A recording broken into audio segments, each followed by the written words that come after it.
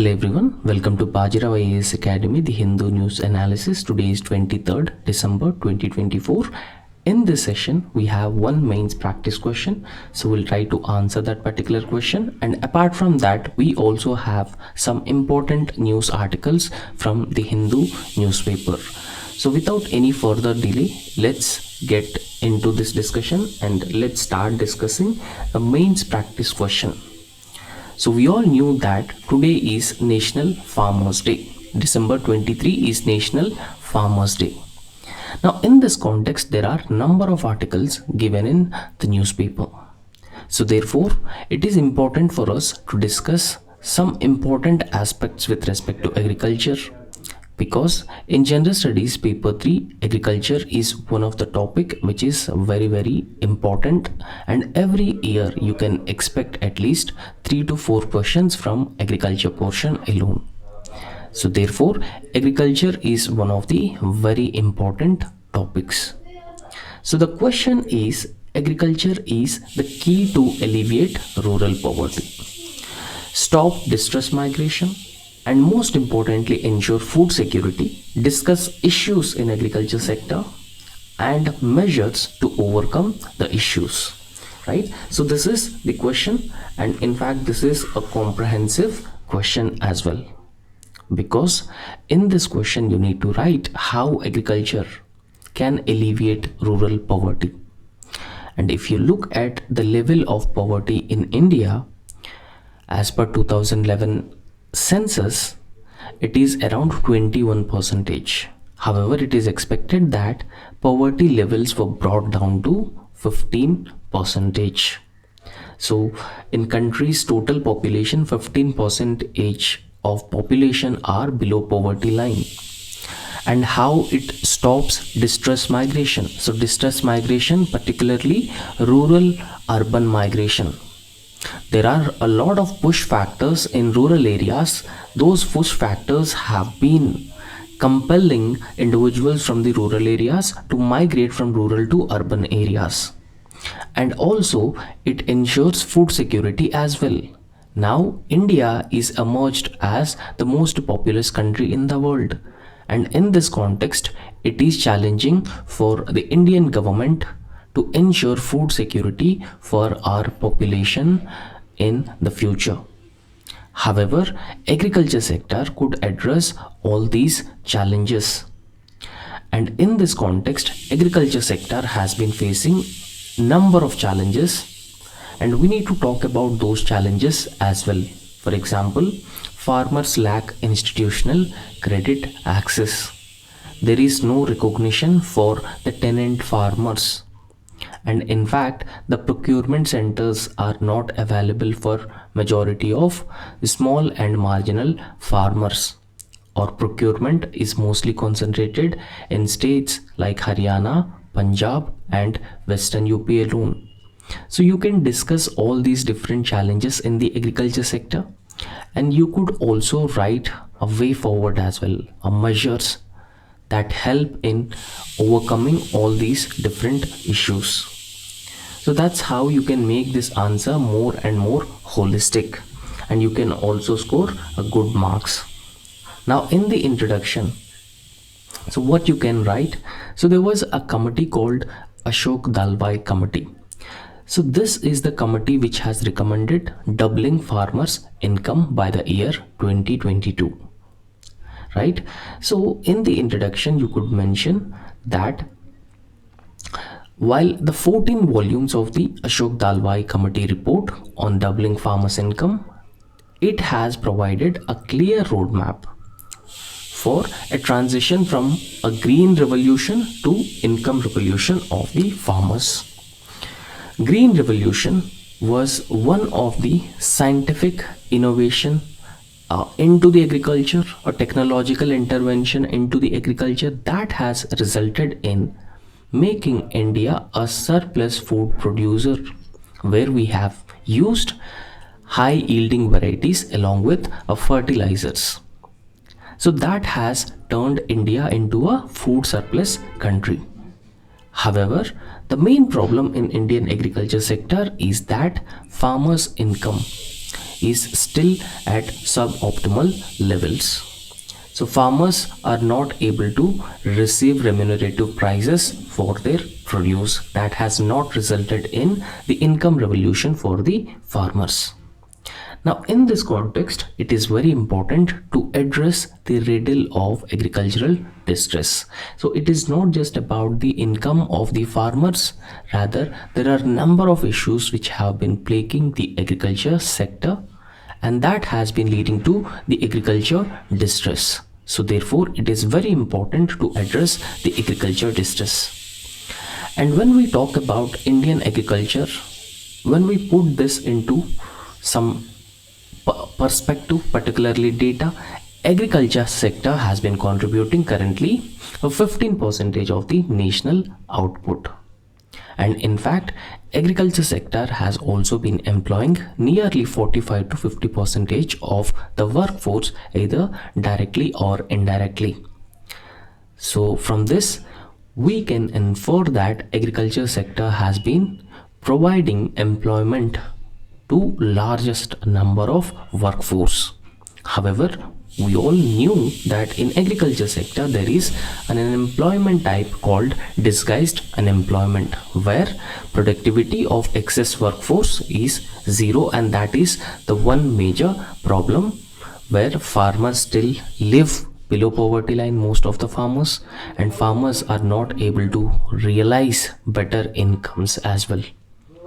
And in fact, farmer distress is a real and pressing problem in India, there is no doubt, right? So in fact, we see farmers have been protesting for various reasons, including one of the demand of legalization for minimum support prices. However, MSPs have not been legalized. However, farmers have been demanding increase in MSP along with a legal status for or legal recognition for the minimum support prices. So that ensures a better prices for their produce.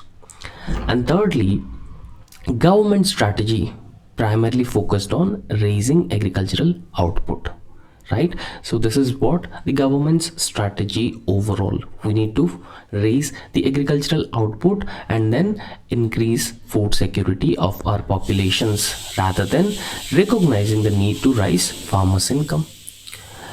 It has never been the focus of the government to increase the farmers' income.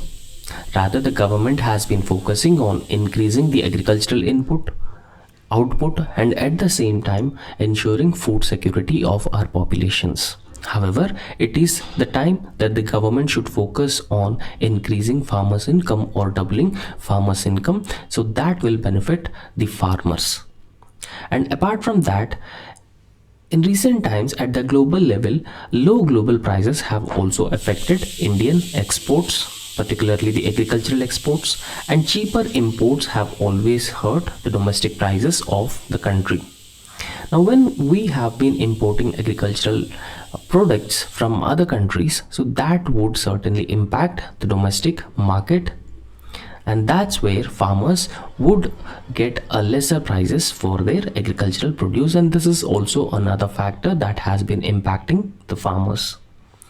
And in India, due to global warming and climate change, natural disasters have been a more often phenomena, have become more often, and they are becoming more and more intense.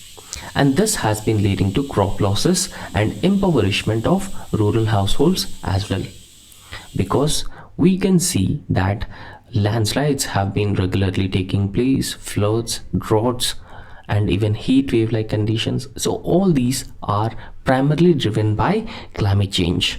So therefore, these factors have been further creating problems in the agriculture sector. And apart from that, there are some more challenges that we need to discuss. So those challenges, the first challenge is institutional vis-a-vis non-institutional agricultural credit. Now, in the beginning of this particular session, while explaining about challenges that the farmers have been facing, I already told you about lack of institutional credit for the farmers. The farmers what generally do, because since there is no access for the institutional credit, farmers would approach the local money lenders, and local money lenders would charge a higher rate of interest on the farmers. So therefore, farmers would always be in a debt trap, and farmers would always be in a chronic cycle of poverty. So therefore, in this context, it is very important that the government should recognize the needs of the farmers, and government should also provide adequate access to the institutional credit to all the farmers. And the tenant farmers should also be recognized by the government, and adequate safeguards should also be provided. As of now, government has launched PM Kisan program, and government has been providing 6,000 rupees per annum in 3 installments to the farmers. However, it is insufficient as an input investment incentive for the farmers. And apart from that, majority of the land holdings in India are small land holdings, and most of the farmers are also practicing agriculture as a subsistence farming, right? So in fact, when we talk about the land holding size, it is highly fragmented, and just 87% of the farmers are small farmers doing subsistence farming. Now, what is a subsistence farming? So subsistence farming is a different type of farming where farmers cultivate different crops only for their consumption rather than selling in the market. So that is what is known as subsistence farming, and majority of the 87% of the farmers are subsistence farmers. And in India, another persistent problem is low productivity. This is another problem in India. So Indian farms are smaller, so they are just 1 to 2 hectares on average, and in fact it is also making it more and more harder to achieve economies of scale. However, when you compare Indian agriculture with the agriculture in any developed country or in countries like China, so their productivity is 1.5 times higher than Indian productivity. So therefore, it is one area that the Indian government should work on to improve productivity. And there is also a need to consolidate the existing fragmented land holdings of the farmers. And apart from that, low mechanization is also another major problem that has been plaguing the Indian agriculture. However, so when we talk about the mechanization scenario in India, it is relatively low, and Indian farmers do not utilize many high yield input varieties used in other agri-producing countries, and that is the one of the main problem that has been impacting Indian agriculture. And even Indian agricultural mechanization is also highly dominated by the tractors. Therefore, it is very important that, because generally with mechanization what happens is that it could reduce the input cost of the farmers. So therefore, it is very important that we need to promote these mechanization. In fact, the government has been planning to establish mechanization centers almost in every block, so that would help farmers, and that would also make Indian agriculture more mechanization intensive. And apart from that, India has also been experiencing high agriculture logistic costs. So the current overall logistic cost in India is around 14% of the GDP. It is considered very high. But on the other hand, when we compare the logistic cost in India with other countries, it is 9.5% in US. In US, it is 9.5%. In countries like China also, it is very less. However, there are certain ways so we can address these challenges, right? So what are the ways through which we could address these problems and challenges in Indian agriculture? So one is precision farming. Now, precision farming is the evidence is growing about the scope of agronomic practices, and in fact it is believed that precision farming could substantially raise production and incomes of the farmers substantially. So therefore, it will benefit the farmers in the long term. And climate resilient agriculture is another type of agriculture climate resilient agriculture should be practiced to address climate change concerns into the Indian agriculture. And apart from that, marketing is also a very important factor in realizing better incomes for the farmers and alleviating the rural poverty as well as distress migration among the farmers. So therefore, government has already launched National Agriculture Market, Electronic National Agriculture Market called ENAM to ensure access, to ensure better access to markets throughout India to the farmers. So therefore, it is important to identify markets with a high export potential for the competitive value chains across the globe, and in fact sign a beneficial bilateral and multilateral trade agreements with them. And in fact, it is also important to raise sanitary and phytosanitary protection levels to meet their high quality standards.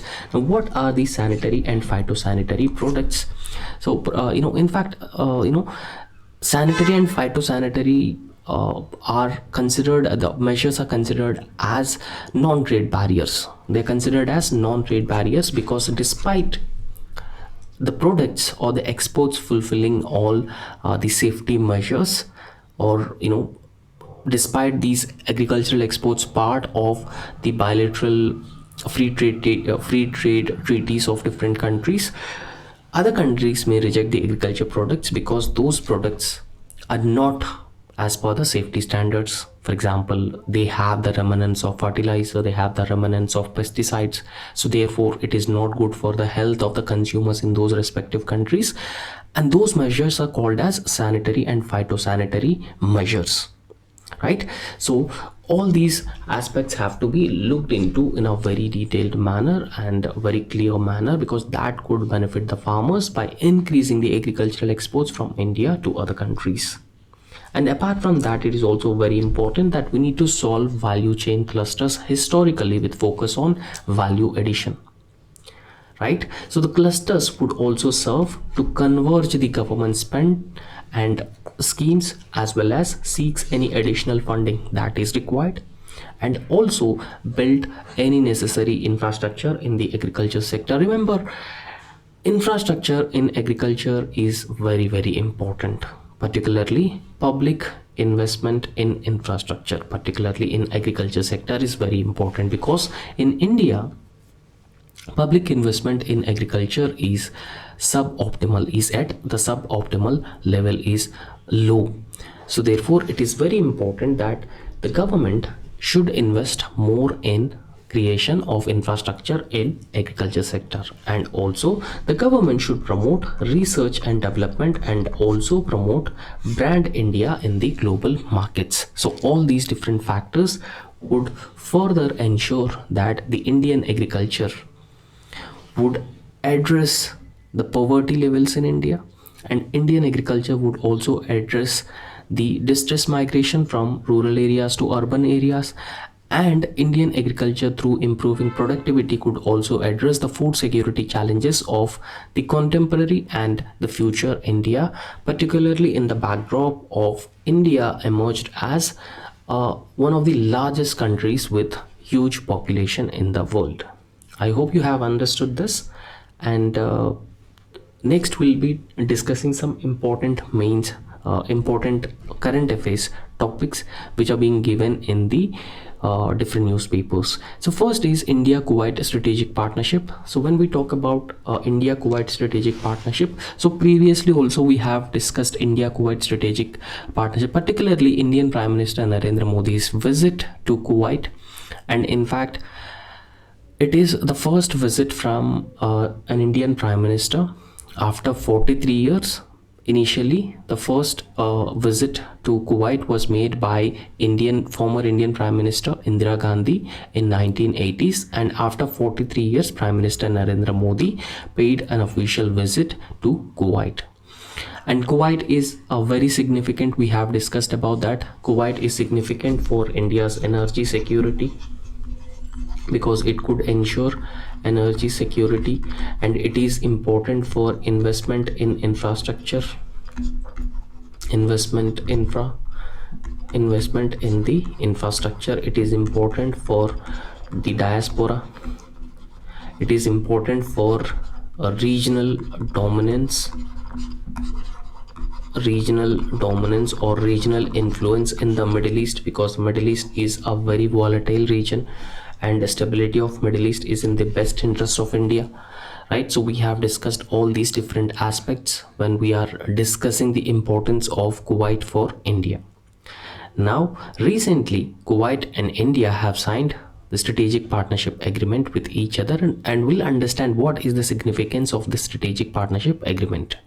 So during Prime Minister Narendra Modi's visit to Kuwait, and in fact, it was the first visit by an Indian Prime Minister to Kuwait in 43 years.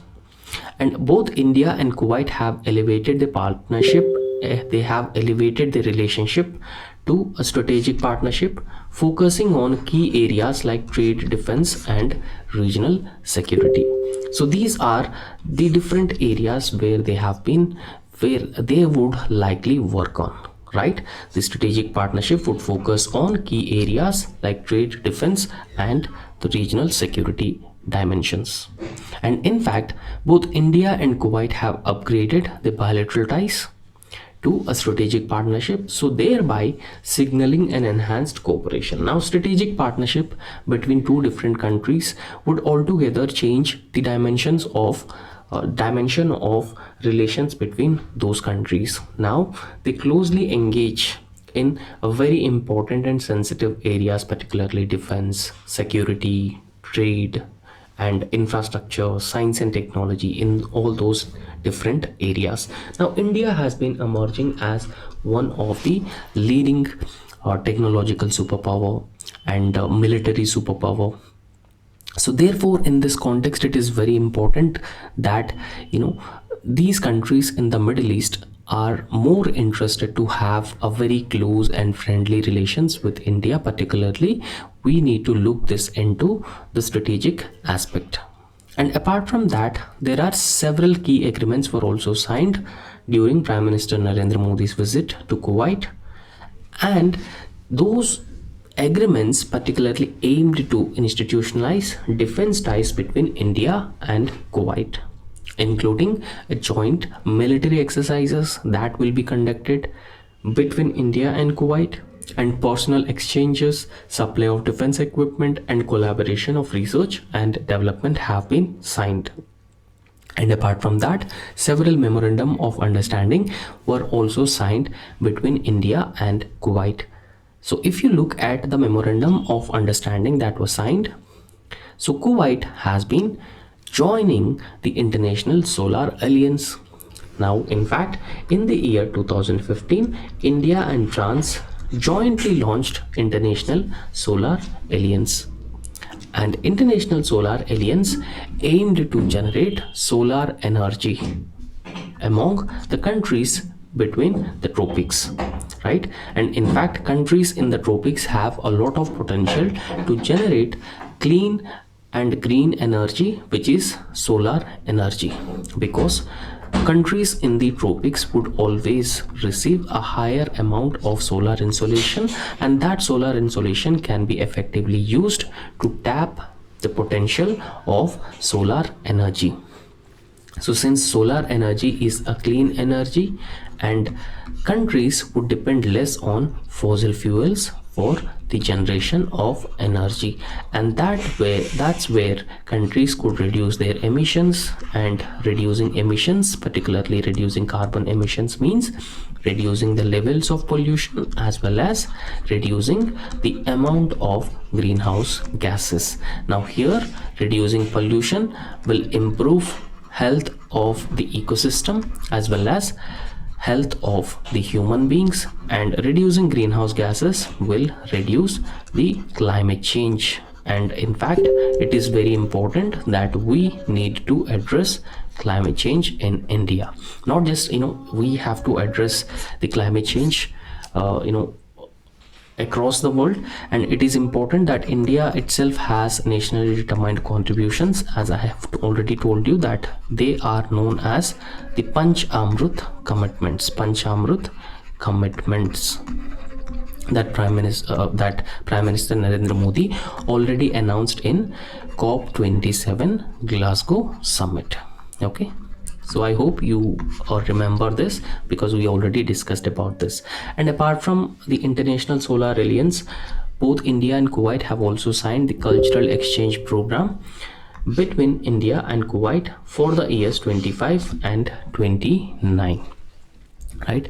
So apart from that, so first and foremost, we need to understand the location of Kuwait. So this is where Kuwait is located, and this is Iraq. Okay, so this is Iraq, and this is the location of Kuwait in the Persian Gulf, and this is also the location of Saudi Arabia. Remember that Kuwait has been sharing its borders with Saudi Arabia and Iraq, and Kuwait is one of the politically stable country, and it has also successfully made an experiment with the democracy, and it was also a successful country, and it was one of the wealthiest country. And in Kuwait, the total population is around 4.9 million.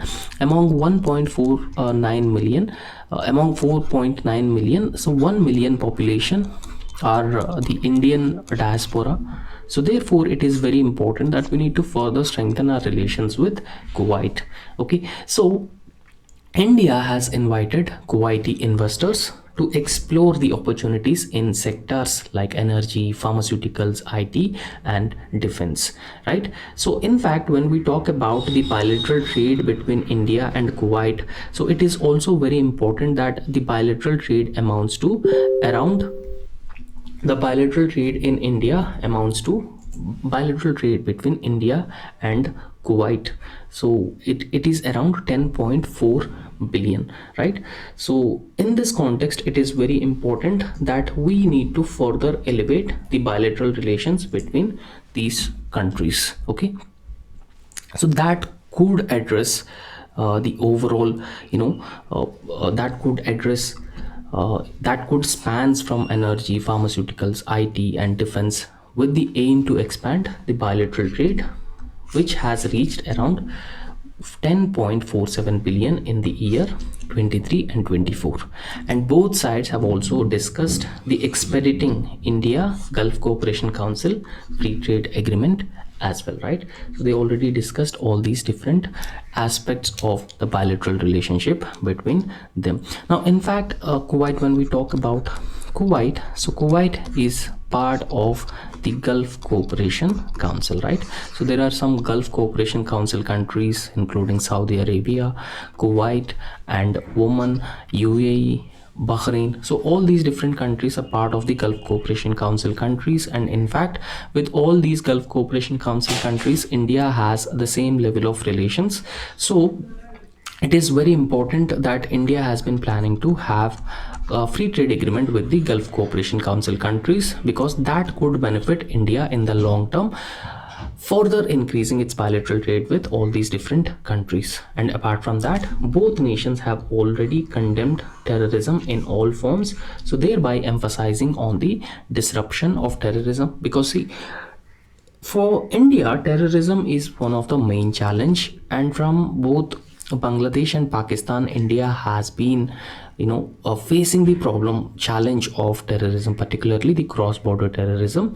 However, some countries in the Middle East are known for extending the passive support to Pakistan when it comes to Pakistan occupied Kashmir, and even with respect to terrorism. So therefore, it is very important that India should strongly or closely collaborate with all these different countries when it comes to dealing with terrorism. And both India and Kuwait have strongly condemned terrorism in any form, and they also emphasized on the need to disrupt terrorism and also financing dismantling of terror networks and terror infrastructure.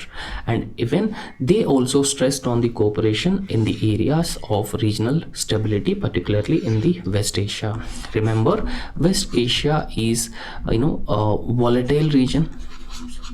It is highly volatile region, and apart from being a volatile region, there's always a conflicts in Middle East, for example, between Israel and Hamas conflict, Israel and Palestine conflict, and Saudi Arabia, Iran, Saudi Arabia, and this Syria, and apart from that, Israel and Iran conflict, and recent Assad regime was toppled by the rebels. So all these are making Middle East has been a more and more volatile region. So Vision 2035. So we need to talk about Vision 2035. So we have already discussed about this. Vision 2035 is the vision of Kuwait, sorry. It is a vision of Kuwait that it wanted to further diversify its economy. So it will not only depend on the fossil fuel export and exploration, rather it would further diversify its economy. So Prime Minister Narendra Modi expressed India's commitment to support Kuwait's Vision 2035 development plan that focuses on transforming and diversification of the country.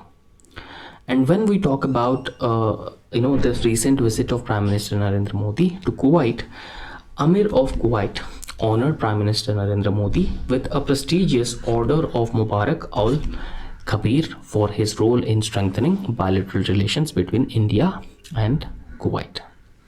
So the next topic is, so Indian rupee fall against US dollar. In recent times, Indian rupee has been sliding down in comparison or against US dollar, and it is important for us to understand what are the potential reasons for decline in the value of decline in the value of Indian currency to a US currency, because it is very important for your prelims examination. From the perspective of prelims examination, we'll try to understand this aspect. So Indian rupee has weakened against US dollar, and in fact it has crossed 85 mark, meaning 85 rupees needed for purchasing $1. So if you wanted to purchase $1, you need to pay 85 rupees. Imagine that if you are going to US and you required around $100, so you need to pay 8,500 rupees to buy $100. And in fact, Indian rupee has been sliding down in the past 2 decades. So therefore it is in this context, we need to understand what are the factors which have been influencing the exchange rate of Indian rupee to the US dollar, and how it is going to impact the Indian economy. So those things that we should understand. In April, exchange rate was around 83, and a decade ago it was around 61 rupees, right? So 61 rupees you need to pay for purchasing $1 a decade ago. So this was the scenario a decade ago, but now it is around 85 rupees that you need to pay to purchase $1. So this particular data has been reflecting a steady decline in the rupee's value relative to the US dollar. And therefore it is important for us to look into the factors that have been influencing the exchange rates of Indian rupee and relative to the US dollar. See, exchange rate throughout the world among different countries are primarily driven by the demand and supply dynamics, right? So demand and supply dynamics essentially determine the exchange rate between different countries.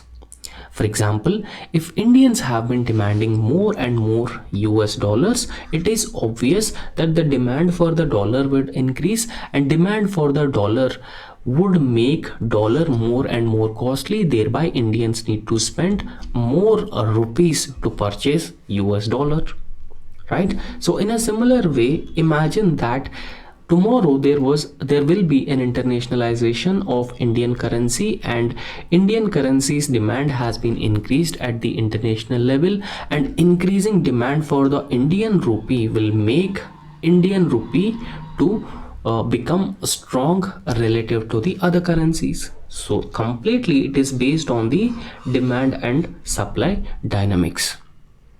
right? So apart from that, persistent demand imbalance that has been existing with respect to India and US dollar, and this demand imbalance is also another factor which has been leading to a consistent decline in Indian rupee. Now, what is persistent demand imbalance? See, now India has been importing a lot of goods from other countries. Now, when it has been importing such goods from other countries, India has to pay for those exports in foreign currencies, particularly for dollars. Now, when we have been importing crude oil, we need to pay those respective source countries in US dollars, and therefore we require more dollars. When Indians invest in other countries, they invest in dollars, so we require dollars. And Indian students go to US for the purpose of study. They need to buy US dollars. Tourists need to buy US dollars. So because of all these reasons, the demand for the US dollar has been increasing manifold, and on the other hand, increasing demand would weaken Indian currency's value, right? So this is completely based on demand and supply dynamics as well. So apart from that, you can also go through all these different dimensions. For example, inflation influences the currency's value. Export and import dynamics also influences the value of the currency. See, imagine that I would like to explain this by taking export and import as an aspect, how it could influence the currency value. For example, imagine that India is like China, an export based economy. Now, export based economy is an economy which exports a lot of goods and imports less number of goods. So when it has been imposing less number of goods into its economy, it has to pay less number of US dollars for those imports. However, when it has been exporting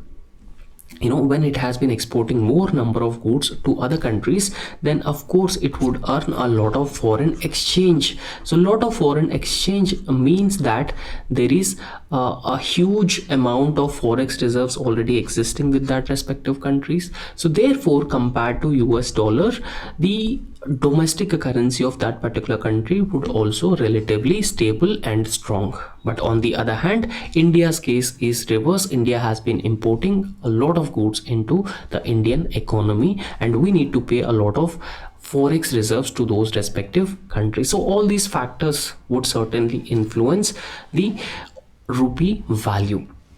Now, what is the impact of falling rupee? Now, we need to understand both negative impact and positive impact of falling rupee in India. So the negative impact of falling rupee, the sliding down of the rupee, is inflation.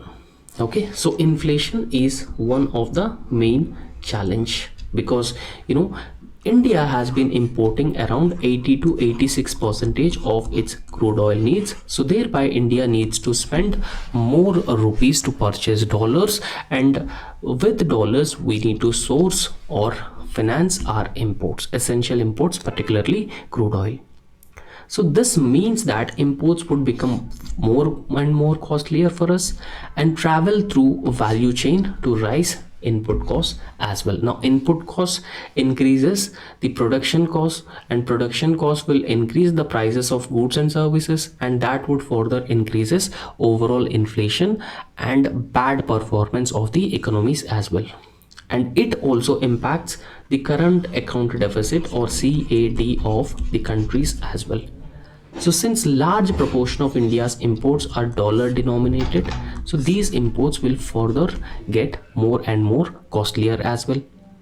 Now, costlier imports for India will further widen the trade deficit between India and other countries, as well as the current account deficit as well, and that will in turn put more and more pressure on the exchange rate of India as well. So that will further slide down the rupee value in comparison or in relative to the currencies of other countries.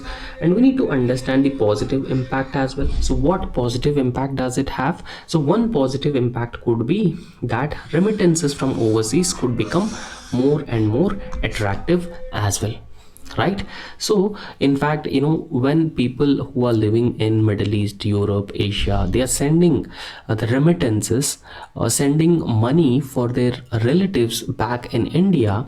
Now their relatives back in India would earn more money. For example, now $1 equals to 85 rupees. One decade back, $1 equals to 61 rupees. So that means one decade back, for remittances received by an Indian family, so if they exchange $1, they would get 61 rupees, but if they exchange $1 now, they would get 85 rupees.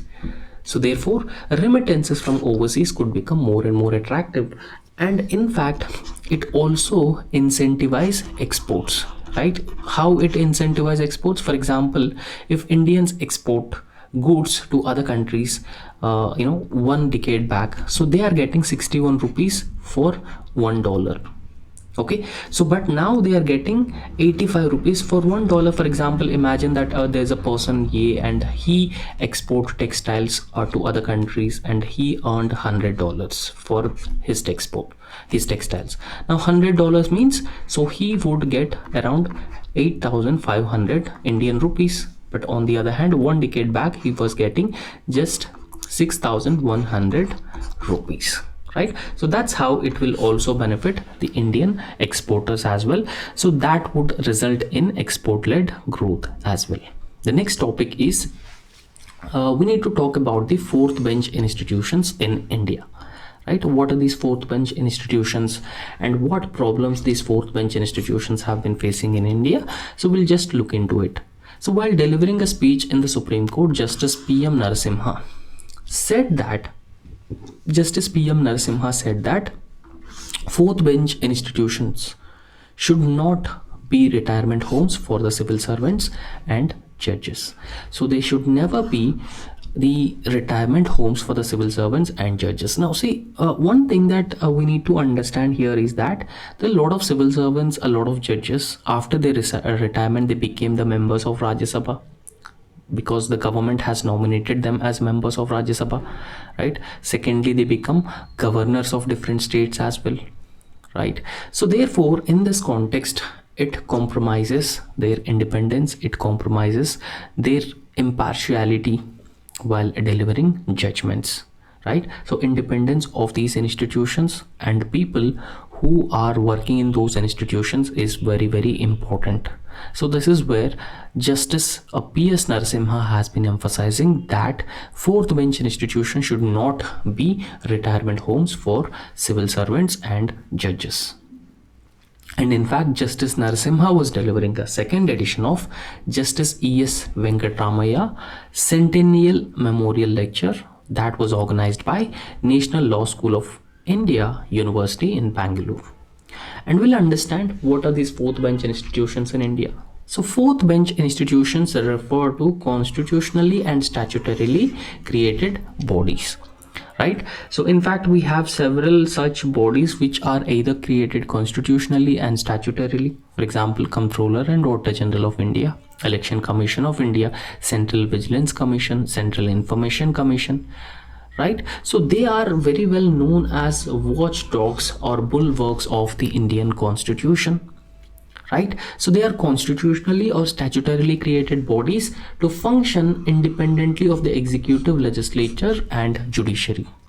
So the essential objective is to uphold accountability, value of transparency and the democratic values as well, right? So in fact, they are known as bulwarks of the Constitution, watchdogs of the Constitution. The primary aim is that power is not concentrated in any of these organizations, otherwise they would work as the work in an arbitrary manner. And apart from that, power is not concentrated in any single branch of the government, whether it is executive, legislature or judiciary. So there should be a proper balance and there should be checks and balances between all these organizations, and that's how the constitutionally created and statutorily created bodies ensure the balance of power. And in fact, these bodies are Election Commission of India, Comptroller General of India, Central Inform Commission, and the Central Vigilance Commission. However, there are certain concerns, and because of this particular reason, so Justice PV Narasimha has made such remarks. And in fact, there are a lot of allegations of partisanship against the Election Commission of India, particularly the appointment of the Chief Election Commissioner. And election commissioners is primarily controlled and controlled and influenced by the executive. So therefore, there are a lot of allegations of lack of impartiality, independence, and partisanship on the part of the Election Commission of India during certain elections.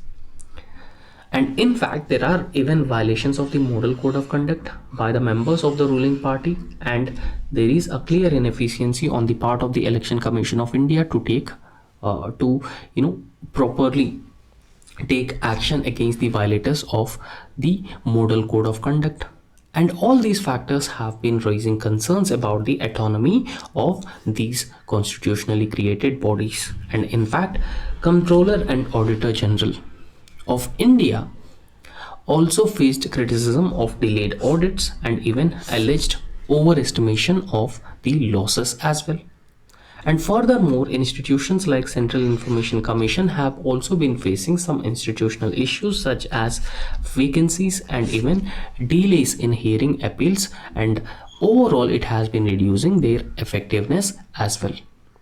Now, in this context, what measures have to be taken so that these institutions would be impartial, independent, and they deliver the constitutionally mandated responsibilities? It is important to strengthen these institutions to safeguard Indian democracy and democratic ethos. And apart from that, it is important to ensure independence of these institutions through a transparent appointment process, whether it is Comptroller and Auditor General, Central Information Commission, Election Commission of India, Union Public Service Commission, and even Central Vigilance Commission. And apart from that, the transparent appointment process, it is important to ensure adequately safeguard these institutions and their independence with adequate funding, protection from political interferences as well. And a strong fourth bench institutions will enhance the governance, restore public trust, and also ensure transparency and accountability in a democratic landscape which has been constantly and rapidly evolving. So that's how we could make the fourth branch institutions more and more stronger and effective. So that's all in this lecture, and thank you so much. So if you like our content, please subscribe our YouTube channel and also hit the like button. Thank you.